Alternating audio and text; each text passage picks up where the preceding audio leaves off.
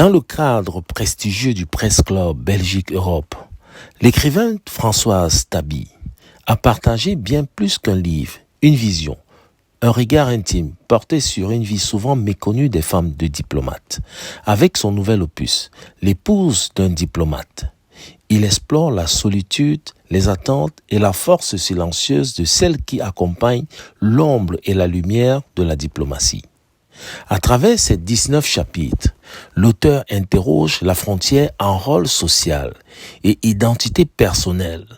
Être l'épouse d'un diplomate, n'est-ce pas finalement un métier à part entière? Soutenu par une intervention marquante de la première conseillère auprès de l'ambassade de Belgique, Aurore Ngoin, la soirée a mis en lumière cette réalité souvent tue.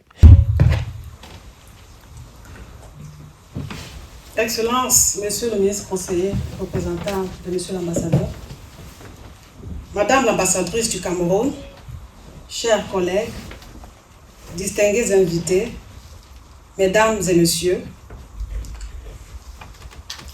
Madame Françoise Tabi, auteure de Sakura, j'ai l'honneur ce soir, devant ce parterre d'invités de marque, de prendre une part active à la dédicace du livre de Madame Françoise Tabi, livre intitulé Sakura, confidence d'une épouse de diplomate. J'ai connu Madame Tabi en 2007, lorsque son époux, son Excellence M. Tabi, était directeur en charge des affaires du protocole au ministère des Relations extérieures du Cameroun. Et moi, sa jeune collègue, chef de service de la formation et des stages. Nous avions en partage, lui et moi, l'inclinaison pour la lecture.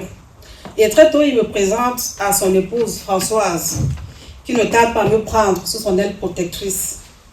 J'ai ainsi bénéficié et profité de la dextérité de Madame Tabi, devenue ma styliste et ma décoratrice de table.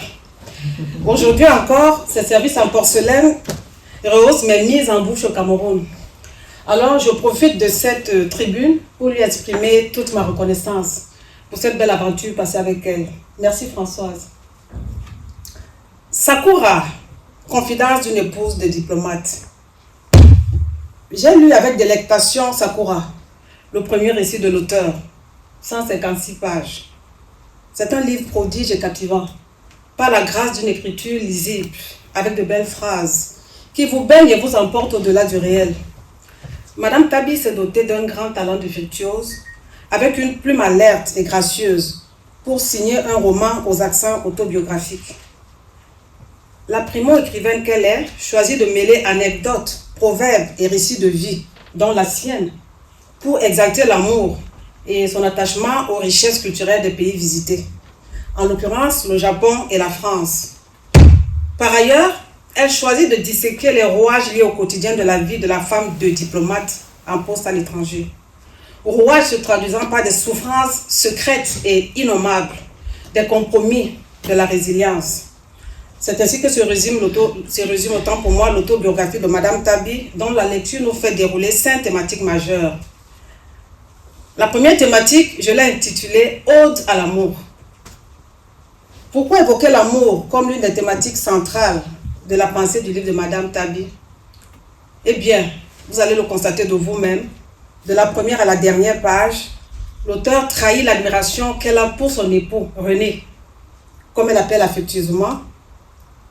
Elle magnifie l'influence positive qu'elle a exercée dans sa quête de construction de soi. En une phrase, René apparaît être son mentor, son âme sœur, son alter ego, sa muse. Entre les thés, les musées, le sakura et les réceptions,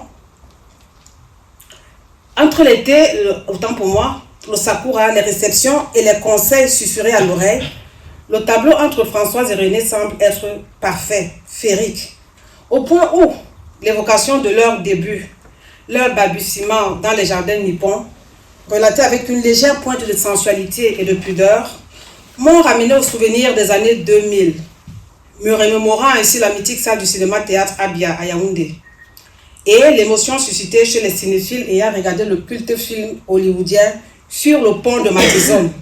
Un chef-d'œuvre où les acteurs Clint Eastwood et Meryl Streep se livrent à un jeu d'amour inaltéré et immaculé. Ce type d'amour qui, tout nouveau, tout beau, fait rêver l'adolescent épris de la belle femme incandescente.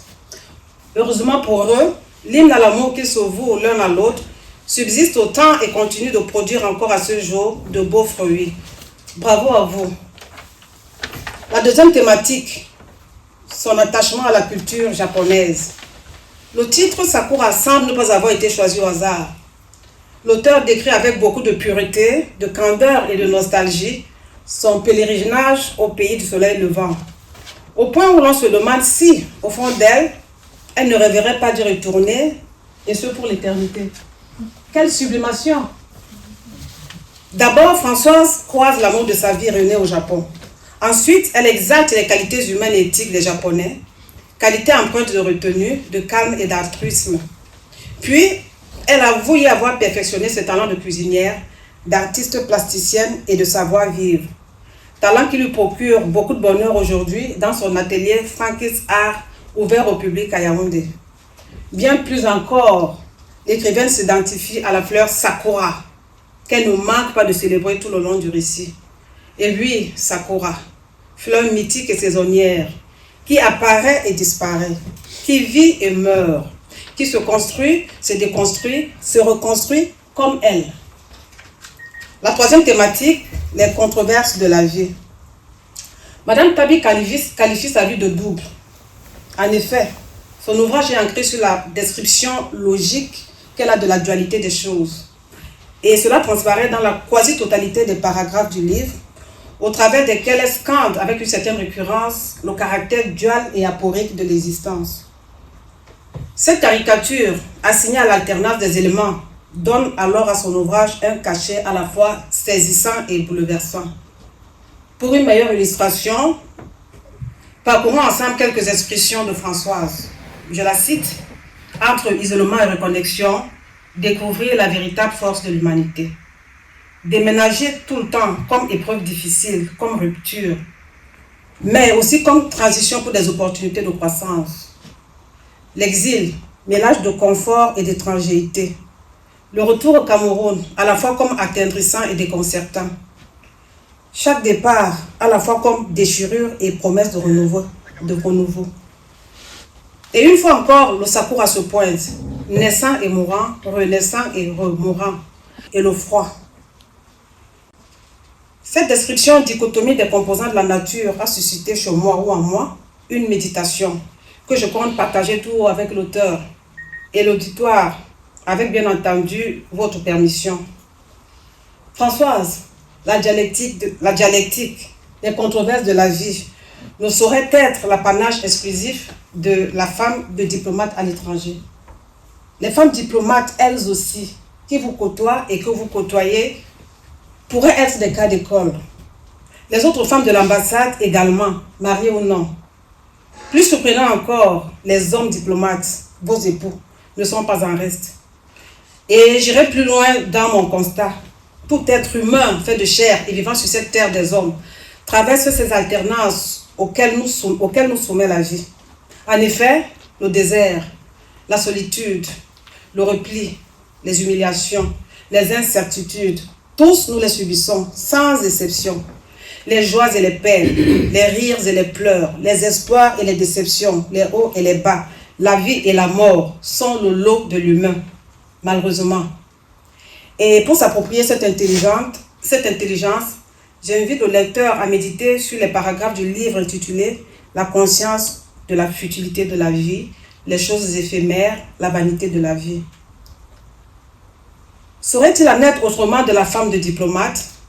Cette question est la substance de la quatrième thématique que j'ai bien voulu intituler « Le psychodrame de la femme de diplomate en poste ». S'inspirant de son propre parcours, l'écrivaine, à travers des récits bouleversants, décortique la mécanique du féminicide. Un féminicide qui s'attaque à la femme ayant choisi de suivre son époux à l'étranger.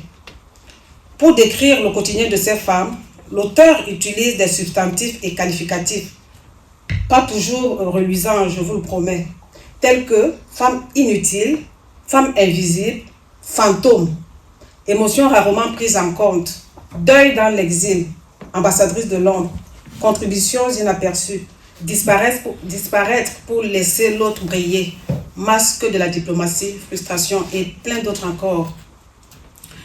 Alors, je vous renverrai aux pages 82 et 84 pour avoir des extraits très très parlants.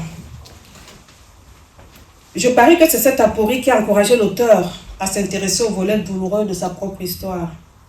Une douleur qu'elle choisit de sublimer au point d'en faire, dans la chambre solitaire de la primo-écrivaine qu'elle est, un objet littéraire à part entière.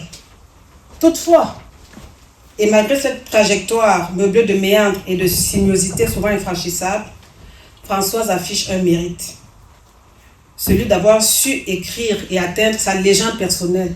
Oui, sa propre légende personnelle.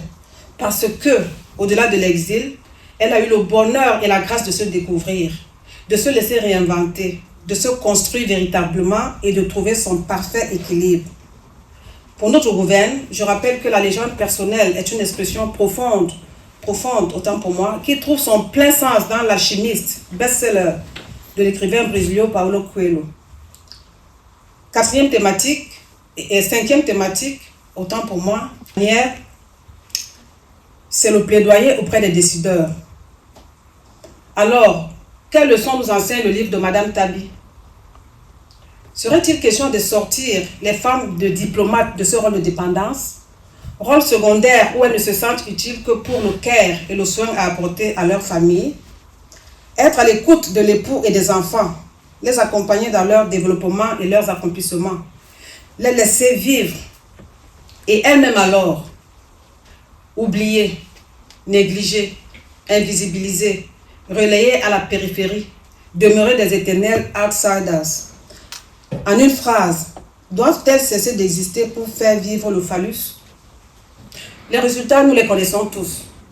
Souffrance en silence, incompréhension, développement des maladies psychosomatiques, déchirures, divorce, désorientation des enfants, vie entre deux continents, lassitude. Quelle contrepartie? Et pourtant, nous savons que parmi elles, il y a des hautes diplômées, il y a des expertes manuelles bourrées de talent en tel ou tel autre domaine. Alors, à ce jour, il s'avère impératif d'attirer l'attention sur le vécu psychodramatique de toutes les femmes ayant choisi de suivre leurs époux en poste à l'étranger. Et cela nous introduit aisément dans le vaste débat, pas toujours consumé à ce jour, du rôle et de la place de la femme. Nous le savons, le patriarcat et le phallocentrisme chronique dans lequel se met notre administration tente à maintenir sous tutelle le sexe dit faible. Parce que beaucoup de lois et textes régissant cette administration, tantôt muets, tantôt neutres, perpétuent la vision essentialiste, voire essentialisante de la société. Et il en est logiquement de même de la minorisation des problématiques liées à la survie des femmes de diplomates en poste à l'étranger. Je m'avais posé quelques questions féministes. Est-ce que cette position dépendante dans laquelle sont assignées ces femmes est encore en adéquation avec les standards internationaux actuels? Pourquoi des mesures restrictives à leur encontre? L'insertion professionnelle de cette infime proportion d'individus va-t-elle tuer le marché du travail? Question. Le défi à relever résiderait, à mon sens, dans la formulation, ou mieux, la reformulation des politiques publiques. En effet, le législateur, les pouvoirs publics, les décideurs devraient dorénavant veiller à tenir compte de ces disparités pour une construction équilibrée de la société en vue de l'atteinte des objectifs du millénaire. Cette profonde réflexion s'alimente de quelques pistes de plaidoyer, à savoir, premièrement, la mise à jour d'un droit du travail non handicapant pour les épouses de diplomates en poste à l'étranger. Quelques pays ont déjà entamé cette réflexion, ce qui nous réjouit. Deuxièmement, la revisitation du cadre de vie de famille et du droit de mise en route. Troisième piste, les quotas en faveur de la gente féminine au concours d'entrée à lyrique. Comme cela, il y aurait plus de femmes diplomates et moins de cris de femmes de diplomates. La nuance, elle vaut son pesant d'or. Quatrième piste, la sensibilisation des jeunes étudiants en formation à lyrique, institut en charge de former les diplomates au Cameroun, parce que pas forcément préparés à la vie à l'étranger. Cinquième piste, le recyclage et la mise à profit, une fois de retour au pays, de la plus-value, des aptitudes acquises par ces femmes en pays étranger et leur réinsertion par l'État. Telles sont les grandes lignes qui m'interpellent en tant que femme diplomate et femme éprise de questions féministes. Conclusion. Sakura, Madame Tabi, livre autobiographique ou plaidoyer en faveur de la visibilisation de la femme de diplomate. Question. À chacune et chacun de répondre à cette question après avoir lu ce livre touchant qui mérite toute votre attention. Nous saluons l'audace de Madame Tabi, pionnière, qui a osé jeter un pavé dans la mare, en vue, et je la cite, de construire des ponts invisibles, mais également visibles, entre les hommes, les pouvoirs publics et les femmes. Il y va de notre avenir, oui, de notre avenir, à nous, à toutes les femmes. Je vous remercie.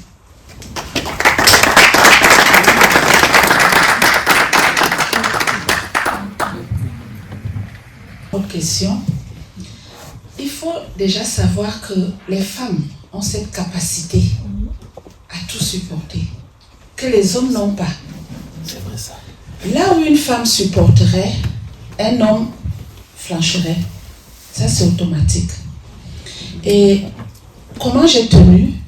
Moi, je dirais que déjà, il faut avoir beaucoup d'amour pour son prochain. En plus, il faut être résilient. C'est pour ça que moi j'ai tenu. C'est-à-dire, à chaque étape, à chaque difficulté, j'ai tout fait pour la surmonter, j'ai tout fait pour trouver une solution. Et c'est pour ça que j'en parle d'ailleurs, parce que j'aimerais que mes jeunes sœurs fassent la même chose. Un homme, ça dépend aussi, je crois qu'il y a aussi le caractère. Et c'est aussi un problème de personnalité. Peut-être que toi tu supporterais, lui n'a pas supporté, mais peut-être un autre le ferait. Je ne sais pas si j'ai répondu à ta question. Oui, non, tu as répondu à la question. Sur le terrain, parce que ça dépend aussi des difficultés qu'on rencontre. Il y a des difficultés supportables et d'autres qui sont... Mais... Il est à la cuisine. Oui, c'est un ami. Non, c'est un ami. Oui, il dit que je ne veux pas l'accuser. Non, c'est un ami. Mais je veux dire, est-ce qu'à un certain moment, tu n'as pas eu l'impression d'effacer tes convictions, ta profession, tes désirs au profit d'eux? Parce que finalement, tu as fait des études, moi je te connais, tu as fait des études, tu as des qualifications, ainsi de suite. Est-ce que le fait de changer de pays, de continent, de machin, tu veux entreprendre quelque chose, tu dois interrompre, ainsi de suite, est-ce qu'il n'y a pas une espèce de sacrifice, voilà, c'est le mot que j'ai cherché, dans cette démarche? Bien sûr, l'épouse de diplomate est toujours appelée à faire un sacrifice à partir du moment où elle sait que, déjà, on n'a pas le droit de travailler, normalement. Donc, quand on est épouse de diplomate, on le sait. On le sait. Mais moi, j'ai eu une chance inouïe de pouvoir travailler à nos différents postes. Ce qui n'est pas le cas de tout le monde. Moi, j'ai pu travailler, donc je n'ai pas beaucoup souffert de ce côté-là. J'ai pu travailler justement parce que il y avait cette difficulté financière qui a poussé les pouvoirs publics à libérer des espaces pour les épouses de diplomates. C'est pour ça que c'est comme ça que j'ai profité. Ce qui n'est certainement pas le cas actuellement. Et puis ça dépend des postes diplomatiques. Mais ma question est d'ordre, c'est vraiment le côté thématique. Pourquoi le mot Sakura? Madame Gongel a un peu relevé, mais je voulais vraiment comprendre pourquoi c'est quoi. Le Sakura, pour moi, représente tout ce qui est la vie. C'est-à-dire, dans sa dualité, dans sa fugacité, parce que le Sakura représente la vie et la mort, la croissance et le déclin. Et c'est tout ça la vie pour moi, les hauts et les bas. Et puis le Sakura a cette faculté de résister à toutes les saisons. C'est-à-dire, même si les fleurs tombent, le Sakura reste ferme dans ses racines. Et le fait que les fleurs tombent et renaissent l'année d'après nous fait croire que dans la vie, il y a toujours un espoir en toutes choses. Donc, ne jamais désespérer. quelle que soit la difficulté, dites-vous qu'il y aura toujours une lumière quelque part devant vous. C'est pour ça que j'ai choisi ce mot. Et c'est la fleur emblématique du Japon. Au mois d'avril, le Premier ministre vous invite à aller juste admirer les sakuras autour d'un barbecue. C'est la fleur qui est sur la couverture. Et voilà. La présentation du livre, votre discours, on a envie de dire qu'on n'aimerait pas être l'épouse d'un diplomate parce qu'on accent plutôt mis sur l'aspect un peu contraignant de ce rôle. Mais la question que je suis amenée à poser, c'est de savoir est-ce que tout acteur de changement est obligé d'être visible? Parce que du moment où l'épouse est quand même consciente qu'elle entre dans la vie de quelqu'un qui doit jouer un rôle public, est-ce qu'elle ne se considère pas comme un acteur de changement? Parce que nous savons bien que derrière un grand homme se repose la vie d'une grande dame. Est-ce que c'est pas le fait, pour moi je pose cette question, est-ce que c'est pas une question qui est truquée? Parce que du moment où, qu'on le veuille ou pas, il y a quand même un impact de la personnalité, de la décision, de l'accompagnement de cette épouse dans le rôle de son mari, même si c'est pas visibilisé. Est-ce que ce n'est pas une envie féministe de visibiliser ce rôle-là, en fait? Pour moi, parce qu'il laisse un rôle existant. Et vous comprendrez. Puisque je parle des difficultés, j'ai parlé des difficultés, et en même temps, je parle de ce que moi j'ai fait pour m'en sortir. Je parle de ce que j'ai fait pour m'en sortir. Donc, le tableau n'est pas tout noir. Hein. Il n'est pas tout noir, il y a moyen de s'en sortir. C'est pour ça que je parle justement aussi de l'intelligence nomade. C'est-à-dire, pour les épouses de diplomates, il s'agit à chaque fois de se réinventer, de trouver une autre activité. Moi, en venant, excusez-moi, la deuxième question, moi en venant, je m'attendais peut-être aussi à la mise en avant de ce rôle que joue l'épouse dans la partie diplomatique, même si ce rôle ne l'est pas dit, parce que je pense qu'en dehors de la cuisine, en dehors des voyages, en dehors du quai des enfants, l'épouse du diplomate a aussi des activités avec les autres épouses. Elles ont des espaces de décision. Et j'étais curieuse quand même de la valorisation de ce rôle. Voilà. Justement, tout cela est dit dans le livre. Okay. Tout cela est dit dans le livre. C'est pour ça que j'ai dit que je ne pouvais pas commenter le livre. Tout cela est dit parce qu'il y a des espaces, il y a des associations. Il y a des associations, en dehors de tout ce que vous avez cité, elle a le rôle aussi d'abord, je ne sais pas, elle accompagne en toutes les réceptions, et c'est au sein de ces associations aussi qu'elle tisse des liens qui très souvent même profitent aussi au mari. Hein. Oui, moi j'ai eu à le faire. Non, il y a un espace, il y a tout un chapitre pour ça dans le livre. Sans avoir le droit d'essayer de pousser de nouvelles racines. Vous êtes entouré de beaucoup de personnes qui sont dans la même situation que vous et qui ont quitté leurs racines. Et on ne peut pas s'adapter. Personnellement, j'ai beaucoup déménagé dans ma vie. Je crois que c'est un monde qui est quand même un tout petit peu artificiel. Et avec toutes les conséquences que ça implique.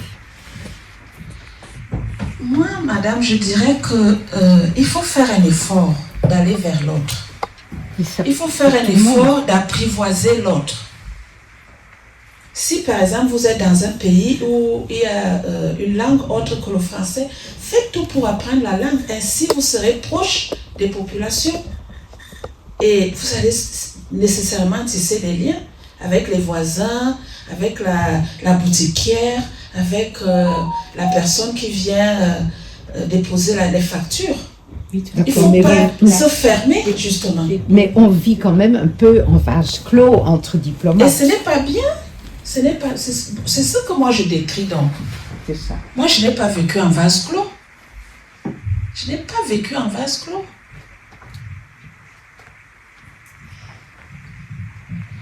C'est bien.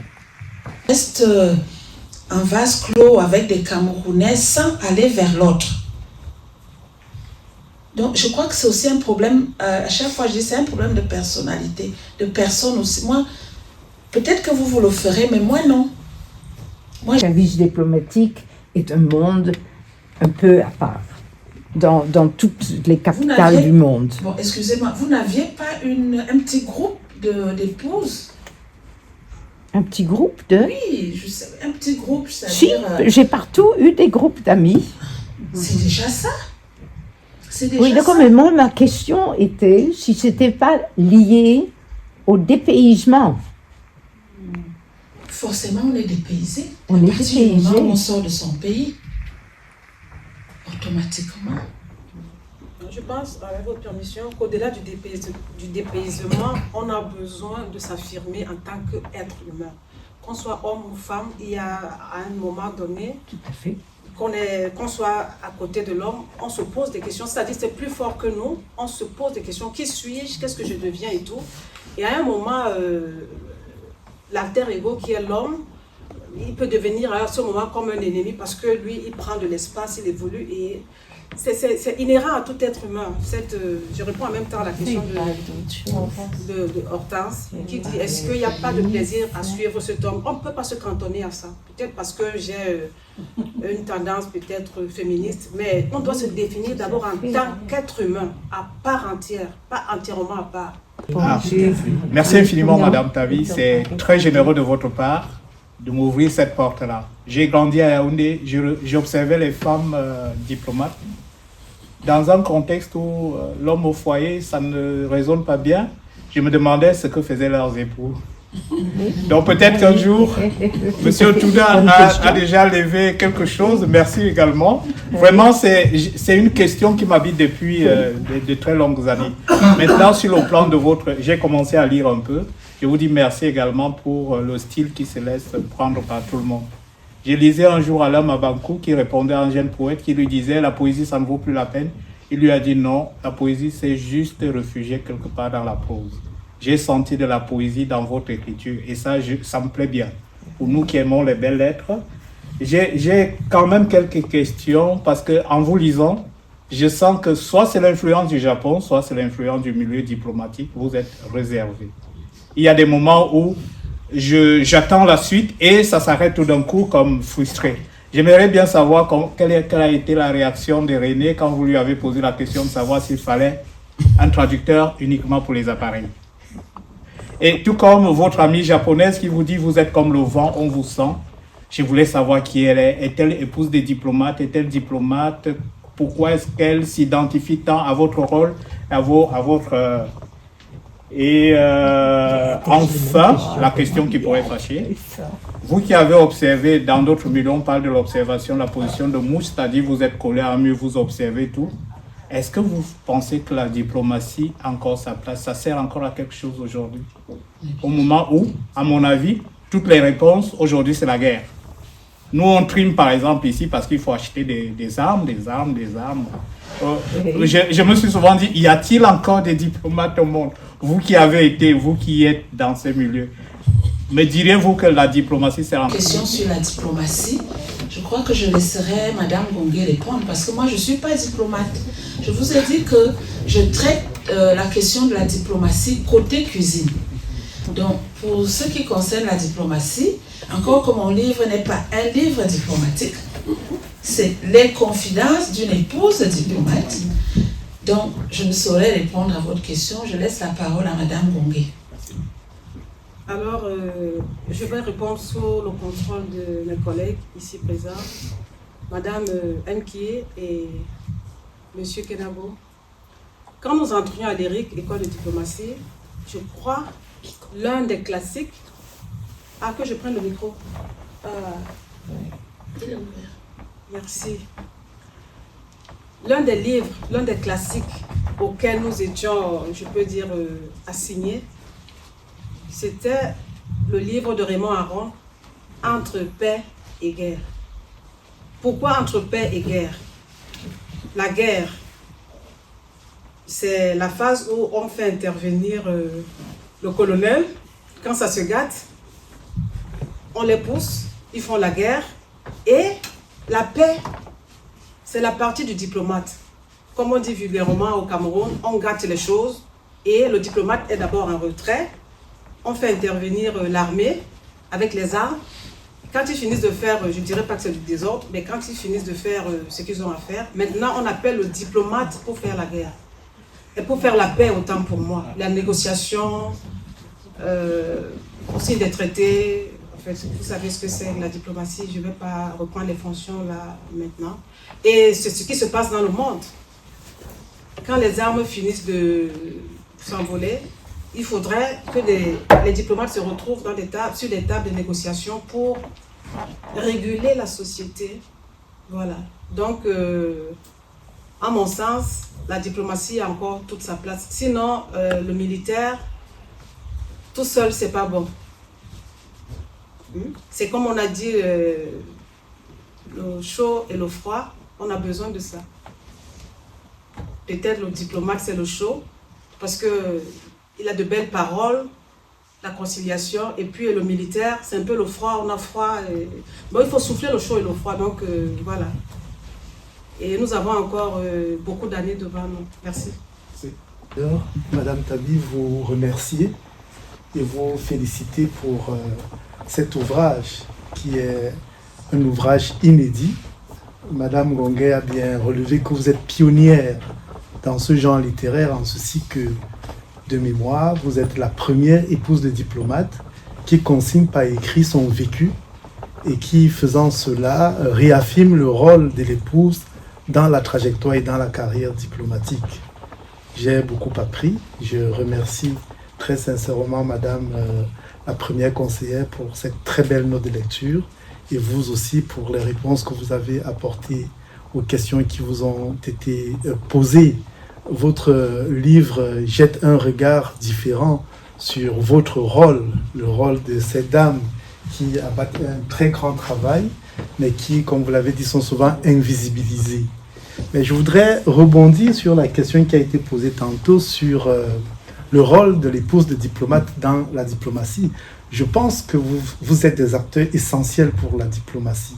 Et je voudrais citer de mémoire quelques épouses de grands diplomates, notamment Kate Somersby, l'épouse de Dwight T. Eisenhower, dont on connaît la contribution dans les négociations des traités de paix post-Deuxième Guerre mondiale, et d'autres épouses de diplomates qui, du fait de l'observation et de l'action discrète, ont véritablement influencé la marche de l'histoire. Et pour terminer, vous avez dit que vous êtes la diplomate de la cuisine. Mais oui, la diplomatie de la cuisine, c'est la véritable diplomatie, au-delà de la diplomatie culinaire, sur laquelle un de nos jeunes collègues a d'ailleurs produit un ouvrage. Je vous recommande la lecture d'un livre qui a été publié récemment par un grand diplomate français qui était directeur du protocole, comme par hasard, au Quai d'Orsay, et qui s'appelle « À la table des diplomates ». L'histoire de la diplomatie française à travers ses grands repas. Et vous verrez comment les grands repas ont été essentiels dans la négociation du traité de Versailles, dans la négociation de la paix de Westphalie, et même beaucoup plus tôt dans la constitution même des différents empires en Europe. Donc, une fois encore, félicitations et merci d'avoir illuminé notre monde diplomatique bruxellois par les pépites qui sont contenues dans votre livre. Merci grandement. Merci, monsieur. Et la gastro-diplomatie est développée.